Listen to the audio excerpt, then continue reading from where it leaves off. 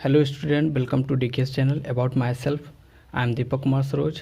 दोस्तों, आज का हमारा टॉपिक है, आज हम स्टार्ट करने जा रहे हैं दोस्तों रियल नंबर, जो कि क्लास 10th चैप्टर फर्स्ट है, जिसमें दोस्तों हम आज कवर करेंगे इस लेक्चर में इंट्रोडक्शन को कि रियल नंबर क्या है और यूक्लिड डिविजन्स 11 का थ्योरम क्या है, और उस पे बेस कुछ एग्जाम्पल को करेंगे।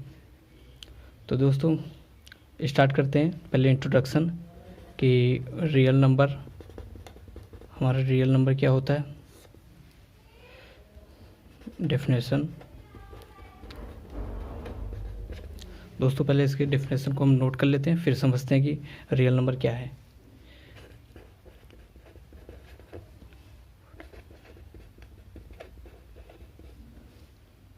दोस्तों रियल नंबर डेफिनेशन कहता है दोस्तों, रियल नंबर वो होता है जिसमें इंक्लूडेड, जैसे रेशनल नंबर हुआ तो रेशनल नंबर दोस्तों आपका पी वाई क्यू के फॉर्म में होता है, जहाँ पर क्यू आपका कभी भी जीरो नहीं हो सकता, जैसे कि 1 2 3/2 ये सब आपका रेशनल नंबर होता है।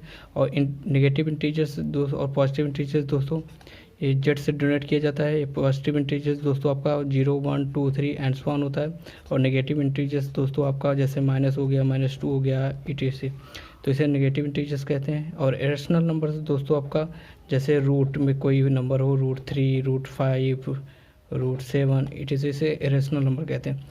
दोस्तों आपका rational number, negative positive integers, irrational number मिल के ही आपका रियल नंबर बनता है। रियल नंबर के अंदर आपके सारे इंक्लूड होते हैं, rational number, negative integer, positive integers, irrational number. तो दूसरा डेफिनेशन दोस्तों आपका कहता है कि any number that we can think of, ऐसा कोई भी नंबर जिसे हम सोच सकते हैं except complex number, complex number को छोड़कर। कॉम्प्लेक्स नंबर दोस्तों आपका वो नंबर होता है जिसमें आयोटा हो, जैसे कि 5/7 आयोटा। आयोटा आपको दोस्तों √-1 के इक्वल होता है। तो वो सारे नंबर जिससे हम सोच सकते हैं एक्सेप्ट कॉम्प्लेक्स नंबर को छोड़कर, जितने भी नंबर हम सोच सकते हैं वो सब आपका रियल नंबर होता है। जैसे एग्जांपल 0 1 3 5 √3 2/3 -1 -2, ये सब आपका रियल नंबर है दोस्तों। तो दोस्तों ये है आपका रियल नंबर। तो अब हम स्टार्ट करते हैं यूक्लिड डिविजन्स लेमा क्या होता है और उसका थ्योरम क्या है, और उस पर बेस एग्जांपल को सॉल्व करते हैं। यूक्लिड्स डिविजन्स लेमा, लेमा मतलब कुछ नहीं दोस्तों, एक थ्योरम है। लेमा का मतलब थ्योरम होता है। तो थ्योरम इसका क्या है दोस्तों, थ्योरम है, थ्योरम को नोट कर लेते हैं, फिर उसके बारे में समझते हैं कि थ्योरम क्या है।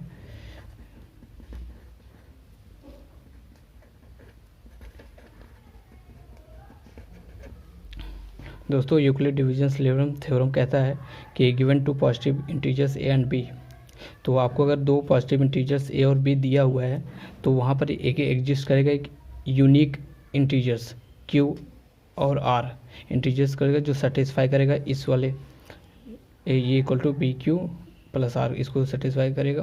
तो दोस्तों इसको प्रैक्टिकली समझने से पहले हम छोटे से, ये हमारा मतलब हम छोटे से क्लास में जब भी मतलब 1 2 7 8 में हमें हमेशा डिवाइड करना हम जानते हैं दोस्तों। तो जैसे कि अगर हम 8 5 5 को डिवाइड करते हैं, जैसे कि डिवाइड हम ऐसे ही करते थे छोटे क्लास में, तो 5 3 जा 15 हुआ, आपका 3 हुआ। तो दोस्तों ये भी हमें पता है कि इसे कहते हैं डिवीजर, इसे क्वोशेंट बोलते हैं,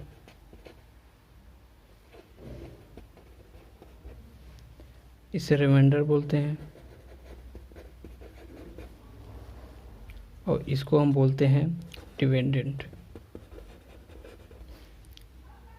तो दोस्तों कभी कभी मतलब जब पिछले क्लास में थे तो हमें ये पता होता था, जैसे कि हम 5 से 18 को डिवाइड किए तो हमारा रिमाइंडर 3 आ गया, इधर क्वेश्चन हम 3 टाइम्स लेके गए और 5 से डिवाइड किए, तो हम कभी कभी सोचते थे 18 ऐसा क्या करें कि हमें 18 वापस मिल जाए।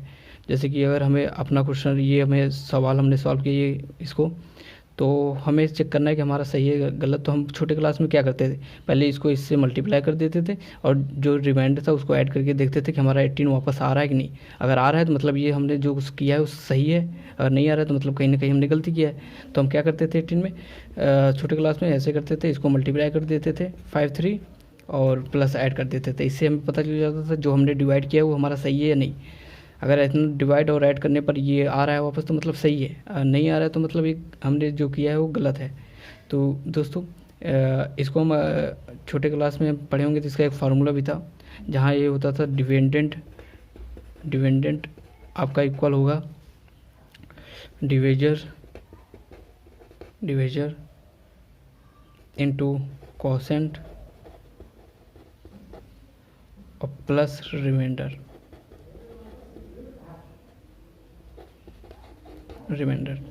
ये इसके इक्वल होता था। तो दोस्तों कुछ नहीं, अगर हम डिपेंडेंट को ये सपोज कर लेते हैं और डिवाइजर को बी मान लेते हैं और कोसेंट को क्यू मान लेते हैं और रिमाइंडर को आर सपोज कर लेते हैं। जैसे इसको हम माने ए सपोज किए, इसको हमने बी लिया, इसको हमने क्यू लिया, इसको हमने आर लिया, तो ये वाला फॉर्म बना। तो दोस्तों ये कुछ नहीं, यही आपका यूक्लिड डिविजन लेबन थ्योरम कहता है कि अगर कोई आप दो इंटीजर्स ले रहे हैं ए और बी दो इंटीजर्स ले रहे हैं और उसको ए से को बी से डिवाइड कर रहे हैं, ए को बी से डिवाइड कर रहे हैं, तो आपका दो यूनिक इंटीजर्स आएगा क्यू और आर। क्यू आपका कोसेंट होगा और आर आपका रिमाइंडर होगा। तो यहाँ ये जो इक्वेशन है यही यूक्लिड डिविजन लेमा थ्योरम कहता है। ये वाला जो होता है इसको हमने छोटे क्लासों में पढ़ा है, लेकिन 10th क्लास में दोस्तों ये वाला फॉर्म होता है जो यूक्लिड डिवीजन लेमा थ्योरम कहता है। जैसे अगर आपको ये क्वेश्चन नहीं समझ में आ रहा है तो एक दूसरा एग्जांपल ले सकते हैं, 27/7। अब आपका जो ये 27 है ये है और 7 आपका बी है। तो दोस्तों जब 7 से 27 में डिवाइड करेंगे तो 7 3 जा 21, माइनस करेंगे 6 आ जाएगा। तो ये आपका रिमाइंडर हुआ, ये आपका डिवाइजर हुआ, ये आपका कोसेंट हुआ, ये आपका डिपेंडेंट हुआ। तो हम इसको लिख सकते हैं ऐसे चेक करने के लिए 6 3 जा +6। तो ये फॉर्म वापस से ये वाला फॉर्म आया, रिमाइंडर बच रहा है। तो दोस्तों ये होता है यूक्लिड डिविजन लेमा थ्योरम। तो दोस्तों अब इसके बेस हम कुछ की पॉइंट्स है उसको पढ़ते हैं।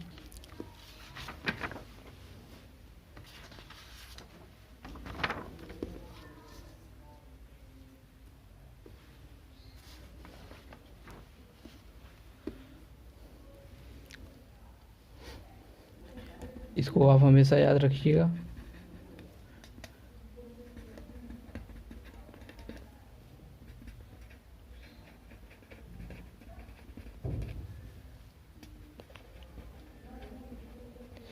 यही आपका दोस्तों यूक्लिड डिविजन्स लेमा है, बशर्ते ये इस वाले फॉर्म में है, तो इससे कोई प्रॉब्लम नहीं है। ठीक है, तो ये क्यू पॉइंट्स है दोस्तों, पहले उसको हम क्लियर कर लेते हैं। Euclid's divisions algorithm.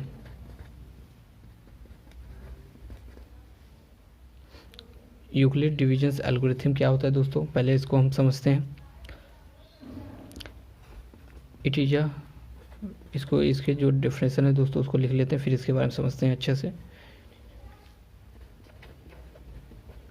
दोस्तों ये यूक्लिड डिविजन्स एल्गोरिथम है जो कहता है कि ये दोस्तों ये एक प्रोसीजर होता है जो कि यूज करते हैं फाइंड करने के लिए एचसीएफ दोस्तों आपका हाईएस्ट कॉमन फैक्टर होता है, जिसको फाइंड आउट करने के लिए यूज करते हैं यूक्लिड डिविजन्स एल्गोरिथम। ये कुछ नहीं दोस्तों, वही है आपका जो ये = BQ + R है।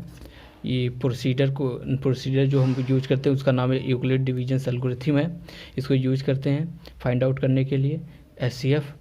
ये सेकंड डिफरेंशियल मतलब वही कह रहा है इसमें भी दोस्तों कि इट यूक्लिड डिविजन्स एल्गोरिथम कहता है कि it says and positive integers, it says any positive integers a and can be divided by another positive integers b in such a way that it leaves a remainder that is smaller than b। ये कह रहा है कि second वाला differential कि ये को हम डिवाइड कर सकते हैं कोई दूसरे इंटीजर से इस तरीके से कि वो लीव करे एक रिमाइंडर को, ये यूक्लिड्स डिविजन्स लेमा में भी हमने यही पढ़ा था, तो इसमें कुछ खास नहीं है। बस वही है कि हमें इतना याद रखना है, यूक्लिड डिविजन्स एल्गोरिथम एक प्रोसेस होता है जो कि यूज करते हैं फाइंड आउट करने के लिए एचसीएफ। एग्जाम्पल में हम आपको समझाना चाहेंगे दोस्तों, जैसे कि एचसीएफ निकालना है आपको किसका, 6 और 8 का। जैसे ये 6 और 8 का एचसीएफ निकालना है तो आप कैसे निकालेंगे। जनरल फार्मूला हुआ करता था दोस्तों, जैसे कि हम क्या करते थे, पहले 6 को उन फैक्टर्स को लिखते थे जिससे 6 डिवाइड हो सके। 1 से भी डिवाइड हो सकता है, 2 से भी, 3 से भी, और 6 खुद से भी डिवाइड हो सकता है। और 8 दोस्तों आपका 1 से डिवाइड हो सकता है, 2 से डिवाइड हो सकता है, 4 से डिवाइड हो सकता है, 8 से डिवाइड हो। इसके अलावा कोई और नहीं है जिससे 8 और 6 डिवाइड हो जाए। तो दोस्तों दोनों में कॉमन क्या है, आपका 1 1 कॉमन है और 2 2 कॉमन है। तो दोस्तों आपका 1 और 2 कॉमन है, ठीक है। 6 और 8 को जो डिवाइड कर सकता है, 1 और 2 जो है वो दोनों में कॉमन है, दोनों को डिवाइड कर सकता है। तो 1 और 2 में दोस्तों आपका सबसे बड़ा क्या है, आपका 2 है। तो दोस्तों आपका यही हुआ एचसीएफ, हाईएस्ट कॉमन फैक्टर। जो उन कॉमन जो फैक्टर जो होते हैं कॉमन में, उनमें से जो बड़ा होता है उसी को आपका एचसीएफ कहते हैं। इसका अब 2 तरीका है दोस्तों, या तो आप टेबल लिखकर उसका जो फैक्टर है उसको ढूंढ कर उससे आप पता करिए, या तो आप इसको डिवाइड करके देख सकते हैं। जैसे 6 और 8 है, तो इसमें सबसे छोटा क्या है, आपका 6 है, फिर 8 है, तो 6 से 8 को डिवाइड करिए तो 6 बन जाएगा, 6 आएगा, फिर 2 से आप 6 को डिवाइड करिए, 6, फिर 2 3 जा 6, कट गया, 6 2 से कट गया, जिससे कट जाए पूरा कंप्लीटली, जिससे कट जाए वो आपका एचसीएफ होता है। जैसे 2 से कटा तो 2 आपका एचसीएफ है। तो 2 मेथड है एचसीएफ फाइंड आउट करने के लिए, ये होता है जनरली हम यूज करते हैं, ये होता है मेथड। तो हम नेक्स्ट अब हम एचसीएफ ना यूक्लिड डिविजन्स लेमा मेथड के थ्रू फाइंड आउट करेंगे, जो कि कुछ नहीं दोस्तों यही होता है, लेकिन वहाँ पर हम थोड़ा लैंग्वेज अलग रहेगा। तो हम स्टार्ट करते हैं दोस्तों क्वेश्चन।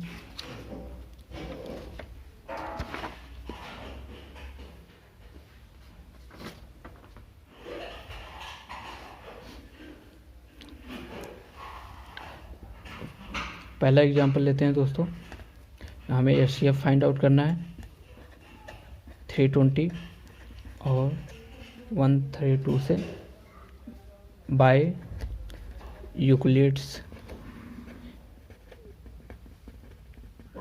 डिविजन्स लेमा, इसको यूज करके फाइंड आउट करना है। तो इसमें दोस्तों आपको याद रखना है, पहले हम आइडेंटिफाई करेंगे हमारा यूक्लिड डिविजन्स लेमा क्या होता है दोस्तों, हमारा ये होता है आर, वेयर आर जो होता है वो जीरो भी हो सकता है, 0 से बड़ा भी हो सकता है, लेकिन बी से हमेशा छोटा रहेगा। तो हमारा ये क्या होता है, ये वो नंबर होता है जो सबसे बड़ा है। इन दोनों में सबसे बड़ा कौन सा है, 320 है, और बी आपका छोटा होगा 132। ये हो गया दोस्तों। तो हम अब अप्लाई करेंगे बाय अप्लाइंग, अब हम अप्लाई करेंगे क्या, यूक्लिड डिविजन्स मेथड।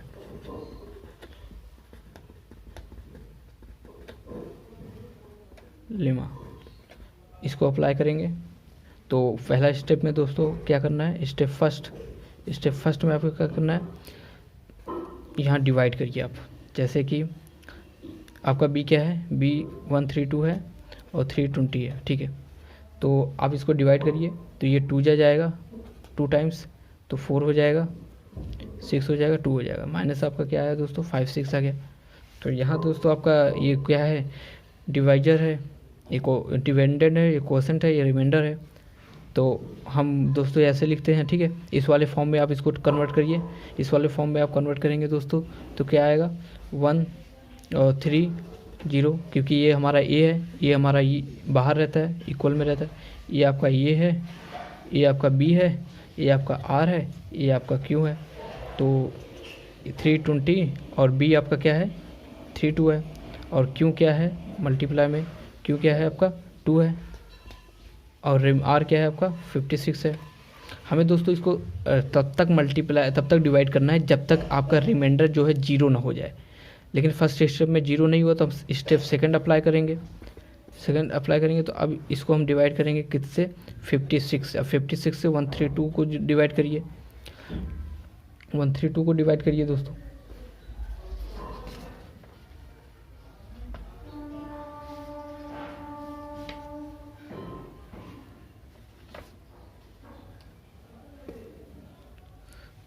56 से 132 को डिवाइड करिए दोस्तों, टू टाइम्स से जाएगा तो 111 हो जाएगा और आपका 0 20 आ जाएगा। फिर भी ये दोस्तों आपका 0 नहीं हुआ, इसको पहले इस वाले फॉर्म में लिखिए दोस्तों।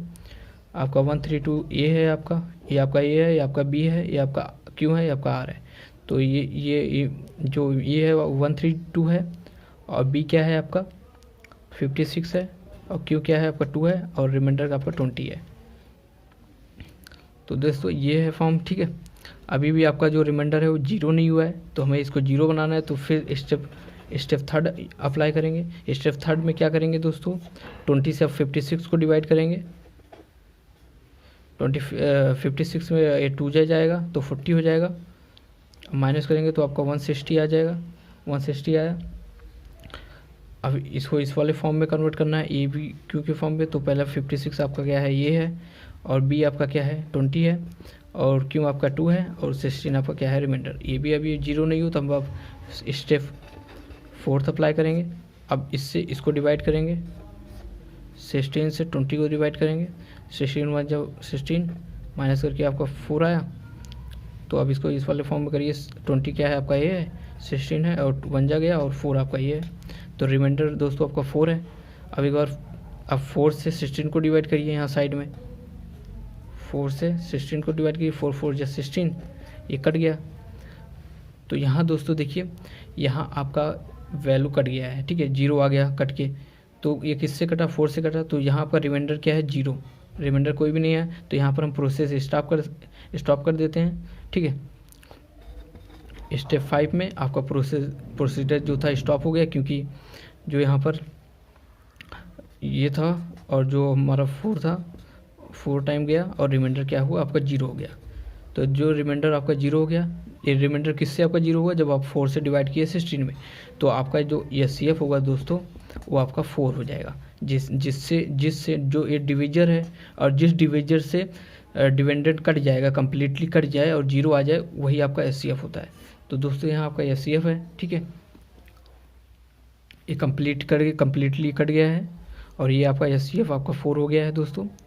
तो इस वाले मेथड में दोस्तों इसको ये आपका इक्वलेट्स डिविजन्स लेमा होता है। इसमें हमने दोस्तों कोई भी थ्योरेटिकल चीज़ें यूज नहीं किया, डायरेक्ट कैलकुलेशन यूज किया।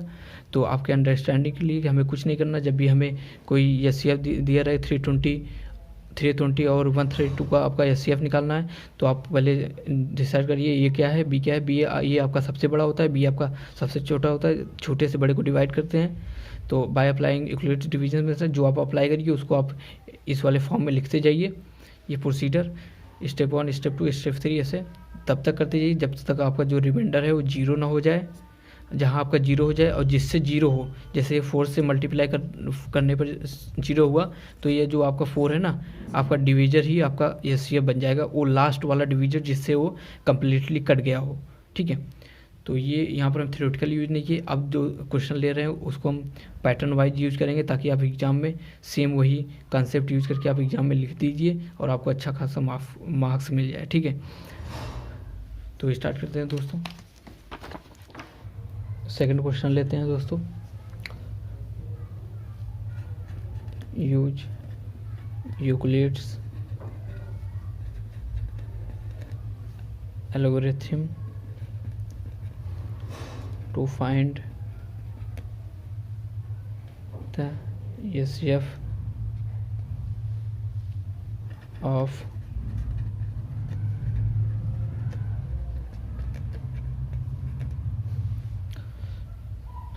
ये दूसरा क्वेश्चन है दोस्तों, जो इसमें बोल रहा है कि आप यूक्लिड्स एल्गोरिथम को यूज करके आप फाइंड करिए SCF ऑफ इसका। तो पहले कंसेप्ट क्या है, हम पहले चूज़ करेंगे ये क्या है, ये सबसे बड़ा होता है। तो आपका यहाँ इसमें इन दोनों में सबसे बड़ा क्या है, ये है, और बी आपका दोस्तों छोटा होता है दोनों में से, ये आपका छोटा है, तो ठीक है। अब हमको अप्लाई करना है बाय अप्लाई करना क्या है, यूक्लिड्स डिविजन्स लेमा। वो जो लेमा के यूक्लिड डिविजन्स लेमा क्या होता है, ये होता है इस वाला फॉर्म में, जहाँ आपका 0 क्या होता है, आर इक्वल हो सकता है, लेकिन वो लेस देन होगा बी के। तो यहाँ दोस्तों हम स्टेप बाय स्टेप सॉल्व करेंगे, ताकि आप एग्जाम में आपको सेम यही कंसेप्ट पैटर्न लेकर आप लिख दीजिए, ठीक है। तो पहले स्टेप फर्स्ट डालेंगे, स्टेप फर्स्ट 1 डालेंगे। अब यहाँ बोलेंगे जो आपका सेंस 4 5 7 6 ग्रेटर है किससे, 4 5 2 से, तो we apply the divisions lemma to 7 6 and 5 2 to get. इतना लिखने के बाद दोस्तों स्टेप फर्स्ट है, इतना लिखने के बाद अब डायरेक्ट साइड में इसको डिवाइड कर दीजिए 4 5 2 से, 12 5 7 6 को डिवाइड करिए। कितने टाइम जाएगा ये दोस्तों, आई थिंक 3 टाइम जाएगा। तो आपका आ जाएगा 6 5 1 2 1। तो इसको माइनस करिए, 0 आ जाएगा आपका, इधर 2, इधर आपका 4 आ जाएगा। तो ये आपका 0 नहीं हुआ दोस्तों, रिमाइंडर आपका 420 है। तो हम यहाँ इसको पहले इसको इस वाले फॉर्म में आप लिख दीजिए।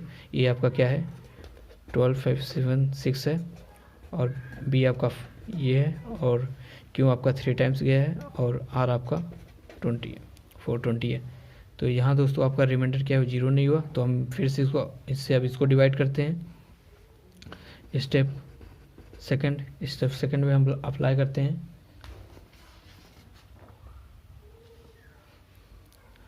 कि सिंस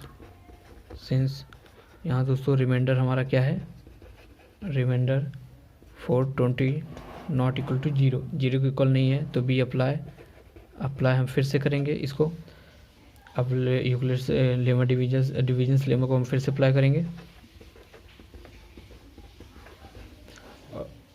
और तब तक अप्लाई करते रहेंगे दोस्तों जब तक ये 0 ना हो जाए।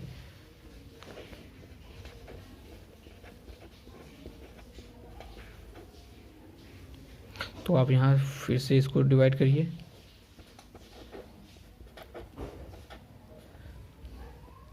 ये आई थिंक 9 टाइम्स जाएगा, 0 9 2 जाए 18, 9 4 जा 36 37, ये आपका 272 हो जाएगा, जो कि 0 नहीं हुआ, रिमाइंडर अभी भी है। तो पहले इसको इस वाले फॉर्म में लिख लीजिए। ये आपका क्या है 2 है, और बी आपका 420 है, और 9 टाइम्स गया है, और रिमाइंडर आपका 70 है, ठीक है। तो ये अभी स्टेप 2 में भी ये कांस्टेंट, ये अभी 0 नहीं हुआ। तो अब हम स्टेप थर्ड अप्लाई करेंगे। स्टेप 3 में बी कंसीडर, हम कंसीडर करेंगे, consider new division 272 and remainder 148। Apply divisions lemma to get. तो आप इसको फिर से डिवाइड करिए। अब 272 से 420 को डिवाइड करिए, आई थिंक 1 टाइम से जाएगा, तो 270 हो जाएगा। इधर आपका 8 आ गया, 4 1 आएगा। ये अभी भी आपका दोस्तों रिमाइंडर अभी 0 नहीं है। तो अब फिर इस वाले फॉर्म में इसको बनाइए, वापस करिए, इस वाले फॉर्म में अप्लाई करिए। तो ये आपका 420 है, और बी आपका 272 है, और क्यू आपका 1 है, और रिमाइंडर आपका 48 है। ये 0 नहीं है, तो हम स्टेप 4 अप्लाई करेंगे, और तब तक करते रहेंगे जब तक वो 0 नहीं हो जाए। और जहाँ 0 हो जाएगा, जो जिस डिविजन से वो 0 होगा वही हमारा HCF होगा। तो हम अप्लाई करते रहेंगे दोस्तों। B consider again new divisions. अब हम न्यू डिविजन्स कंसीडर कर रहे हैं क्योंकि पुराने वाले से वो 0 नहीं हुआ है। तो new divisions 272 and remainder 148।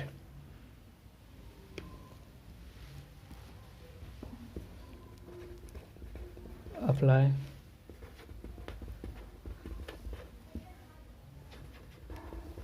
Lemma to get. दोस्तों अब यहाँ पर हम न्यू डिविजर्स अप्लाई करें, जो पुराना वाला था उसको कट करके नया लेंगे। तो ये जो पुराना है इसको कह रहा है न्यू डिविजर्स अप्लाई करिए और न्यू रिमाइंडर। तो न्यू डिविजर हमारा क्या हुआ, 148 है हुआ, और न्यू रिमाइंडर हमारा क्या आएगा, 148 को डिवाइड करके 1 जाएगा, 1 टाइम्स जाएगा तो माइनस होके आपका आएगा 421। ये भी आपका रिमाइंडर है, यहाँ आपका जीरो नहीं हुआ तो हम इसको पहले इसको ए प्लस बी के फॉर्म लिख लेते हैं 272, और बी क्या है 148 है, 1 टाइम्स गया है, और ये 124 है। ठीक है, ये आपका जीरो नहीं हो तो हम अगेन फिर से अप्लाई करेंगे स्टेप 5 में भी हम फिर से कहेंगे बी कंसीडर, फिर से कंसीडर करेंगे न्यू डिविजर्स और new remainder. New divisors 148 and remainder 124, apply divisions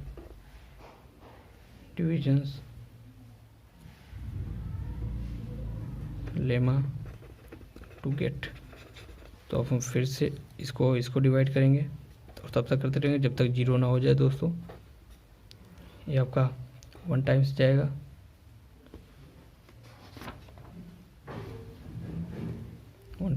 तो 142 हो गया, माइनस करेंगे तो आपका 4 आ जाएगा। ये 24 आपका रिमाइंडर जीरो नहीं हुआ है तो हम फिर अप्लाई करेंगे। पहले इसको ये इसके फॉर्म में लिख लेते हैं।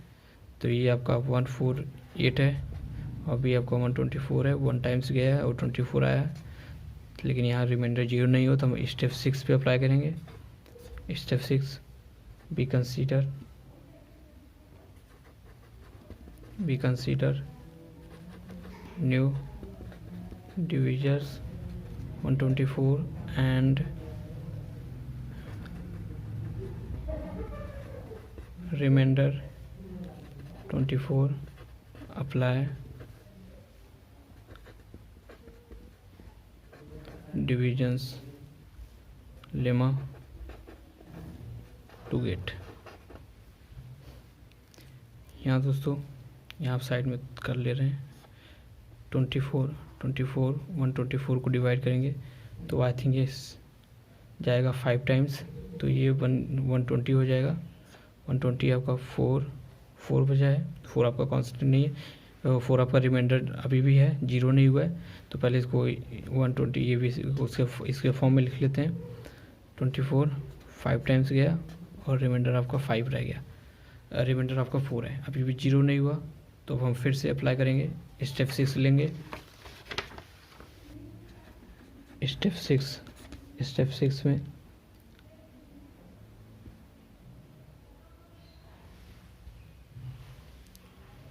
स्टेप 7 लेंगे। स्टेप 7 में फिर अप्लाई करेंगे we consider new divisor 24 and new remainder 4 and apply the divisions lemma to get. तो इसको फिर से अप्लाई करेंगे। 424 6 गया, 422 यहाँ कट गया, ये जीरो हो गया, रिमाइंडर आपका आया नहीं तो आपका जो 24 था ये था, 4 × 6 गया और आपका ये जीरो बना दिया, रिमाइंडर यहाँ पर आपका जीरो हो गया। तो रिमाइंडर दोस्तों यहाँ आपका जीरो हो चुका है, तो ये यहाँ पर प्रोसीजर को हम क्या स्टॉप कर देंगे। रिमाइंडर आपका क्या आ गया, हैज़ नाउ बिकम जीरो, हमारा रिमाइंडर जीरो हो चुका है। सो आवर प्रोसीजर स्टॉप, हम स्टॉप करते हैं फिर प्रोसीजर को। यहाँ पर जो जैसे हुआ हमारा, जैसे कि यहाँ जीरो हो गया और 4 से किससे जीरो हुआ, 4 से जीरो हुआ, लास्ट डिवीजर हमारा क्या था 4 से डिवीजर हुआ, तो ये हमारा एचसीएफ होगा। Since the divisor at this stage, इस स्टेज पे आपका डिवीजर क्या है 4 है, तो एच सी एफ दोस्तों आपका क्या होगा, H C F of 1576 and 4520 is 4 है, क्योंकि जो यहाँ पर जो हमारा 7 स्टेप पे जाके हमारा जो रिमाइंडर था वो 0 हो गया, और किसकी वजह से 0 हुआ, 4 की वजह से। 4 क्या है, डिवाइजर हमारा है, तो इस स्टेज पे सोर्स हमारा क्या है, डिवाइजर 4 है। जिस स्टेज पे डिवीजर के थ्रू रिमाइंडर 0 आ जाए तो वही हमारा डिवीजर ही हमारा एच सी एफ होता है दोस्तों। तो इस लेक्चर में दोस्तों इतना ही कवर करेंगे। नेक्स्ट लेक्चर दोस्तों आपका एक्सरसाइज बेस रहेगा और कुछ एग्जाम्पल रहेगा, उसको सॉल्व करेंगे दोस्तों।